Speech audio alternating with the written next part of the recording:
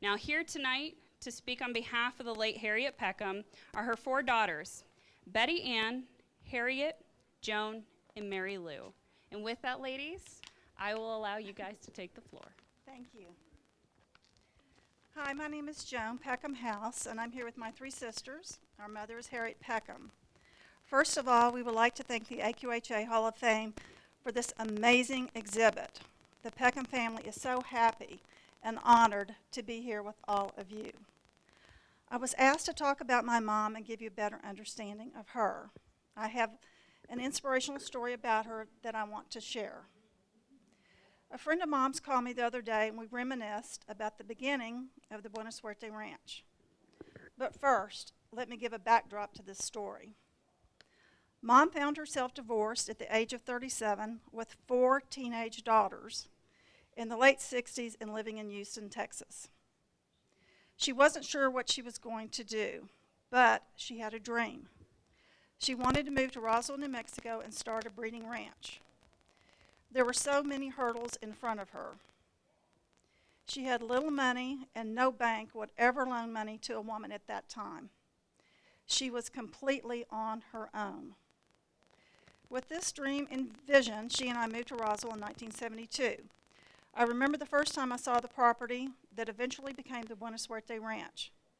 There was nothing on it but tumbleweeds. I couldn't believe my eyes. How could she possibly make something out of this place? She was all by herself and worked hard and did everything she could to make it a success. But the Buena Suerte Ranch wasn't profitable and she was running out of money. She had no options and no one to help. It looked like she would have to give up. Her friend said, "Harriet, you can't go on anymore. What are you going to do?" Mom said, "I'm going to throw a party." The friend said, "Are you going to throw a going away party and invite a few friends?" Mom said, "I'm going to throw the biggest party the quarter horse industry has ever seen. I'm going to invite 1,000 people, serve the most expensive food, have an open bar, have entertainment, and showcase my stallions." Her friend said, "Harriet, have you gone crazy?" And the rest is history. The Buena Suerte Ranch went on to become, and I quote, "the sport's finest breeding operation in the quarter horse industry." The first ranch to employ a resident vet and was a state-of-the-art horse breeding ranch and set many standards for the horse industry for safety, management, appearance, and personal relations. It had the greatest collection of quarter horse studs in the world. What a story. If I had to name one thing that was nearest and dearest to her heart, it would be the care of the mares. And she completely changed the way mares were treated. That was one of her greatest achievements. In the late 70s, she owned a 40-acre ranch in El Paso that was exclusively for mares. It was affectionately known as the Fat Farm and a 5-star hotel for horses because the mares were so fat and well taken care of. One writer said it was home to some of the best quarter horse mares in the world.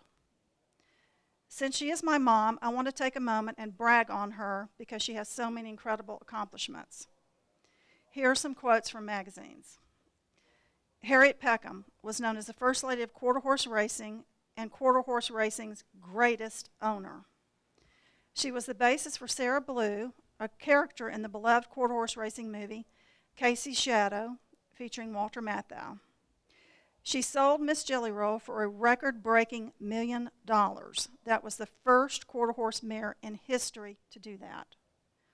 She owned 3 Hall of Fame members, Go Man Go, known as the King, and maybe the most famous quarter horse that ever lived, Easy Jet, and Rocket Bar. She owned 4 All-American Futurity winners. She is in the Guinness Book of World Records. What a sensational life she had. It means so much to the Peckham family to be here. We are truly grateful. Mother always said that horse people are the best people in the world, and you are. Thank you so much for this wonderful evening that we will never forget. Thank you. Thank you, Mary Lou.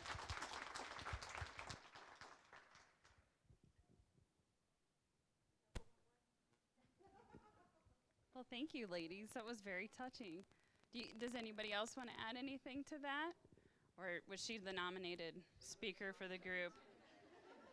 Now, are you the oldest or? Oh, I see how it is. The older sisters made you do it. So.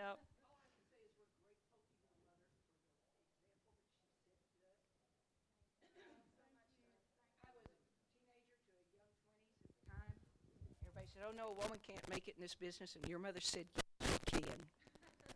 Congratulations.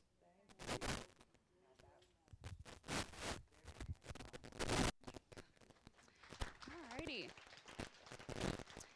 Now we're going to move on to Miss Nancy.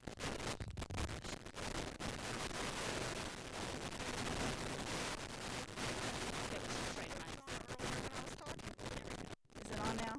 Okay. She just always had such a vision, and she loved horses. Horses were everything to her. And she just always had such a vision, and, they were just everything to her. What do you think she would say about tonight, knowing that these individuals said, wow, what an impact she made on me? She would be absolutely thrilled to be here. I cannot tell you. I mean, we are so honored. We just feel overwhelmed, really, to be here. But if Mom was here, she would be the happiest person because she loved everybody. All the horse people and the horses, and she knew everybody and loved everybody. And this was really her life. The horses were truly her life. So this is very important to us, and I wish she was here because she would be the happiest person in the room. She'd be talking to everybody here, and just so grateful. There'd be nobody more grateful than she to be here, and it's very special to us. Thank you. Well, kind of like that question I asked Ginger. Obviously, as children, as we're growing up, we're watching our parents, we're studying and learning from them. When she was planning these big parties, I know what it's like to plan a birthday party for my child or any other event, but still, as kids, you're teenagers, what did you walk away with? What did you learn from that to take you on later on down the road? Do you want to answer, big sister? I want to say something. Mm-hmm. There are two instances that I can remember. One, Mother and I had gone up to Purcell, Oklahoma, to check on the mares and see how they were doing. They were up there for breeding. And we got there, and there had been a huge rainstorm, and the mares were out in the pasture in mud almost to their bellies. And my mother had tears streaming down her cheeks, and she goes, oh, we got to fix this. And years later, hence the Buena Suerte, her mares weren't left in mud up to their bellies. Another instance, and this was at our home in Richmond, and my dad was trying to train her favorite horse to load into the trailer. And we are driving, and she can see what they're doing. And she opened up her car door and took out running, and I'm still in the car, and the car is still going. My father and his helper are running for their lives, and I'm going, ooh, this is not going to be a good weekend. So those are two stories that she was dead serious about her horses, that's for sure.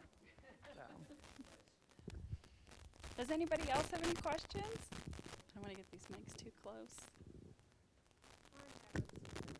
Oh, okay. When I was a little girl, she had this horse named Buck. Never mind. Nobody else can tell the story of Buck? I don't know what story she was going to tell her. I was trying to tell too, but now we're starting to get emotional. She had him drink out of a Dr. Pepper bottle, and he got on all the way down to the ground, so she actually just swung her leg over the saddle, and that's how she got off. And then she had him drink a Dr. Pepper. And I'm like, oh my God, Mother, how did you do that? No, I'm in good shape. My mom was a great lady. You're cutting yourself off, huh? She was a great lady. That's all I can say. She was a great. She was great. She inspired me.